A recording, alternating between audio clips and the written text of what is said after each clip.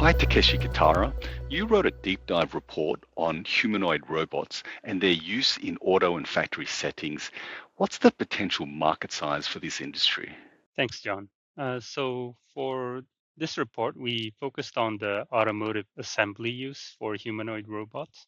And this is an initial testing ground for these humanoids. And we see the addressable market reaching 5 billion US dollars by 2035, including peripherals and integration cost. This would be a CAGR of 38% until 2035.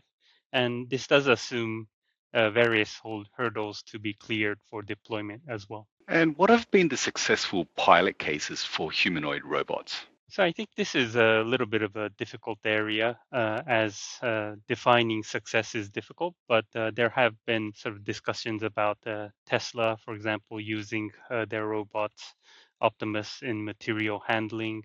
Also, Boston Dynamics have also tested their humanoid capability managing automotive parts handling in a factory setting. So some cases have occurred. And in this report, we also highlight that in an auto assembly plant, about 17% of plant staff are in material handling tasks. And this could be the initial area of deployment, which may reach to about 25 penetration of workers for the humanoid technology by 2035. And which suppliers could benefit from this burgeoning industry? So this is ever changing as well, but a couple of things we can say is that the key components like the AI chips could be an area that will be a continued focus.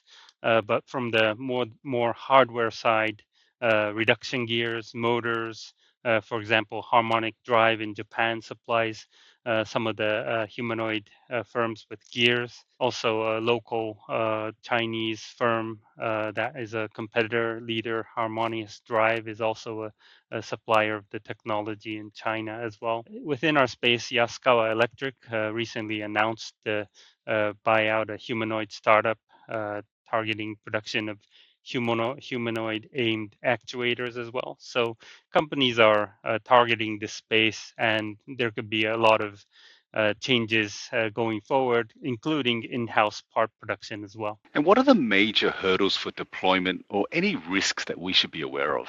Yes, so upon writing through and thinking through our report, when we calculate the market outlook, we do assume a couple of things to happen by 2035. That needs to be for the market outlook to actually be a reality. And one is dexterity and efficiency of the humanoid to reach closer to human worker efficiency, while currently it's a little bit slower in task accomplishment compared to humans.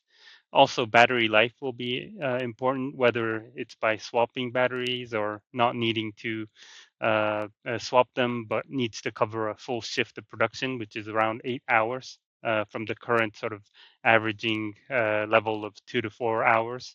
So, unless these happen, there will be a cost increase in the initial investment, and we currently see investment recovery period to be around 9 years for humanoids, including the higher current cost. But clearing these aspects and also the price coming down, it could lead to about a 1 year recovery cost in the future. But the progress is also important.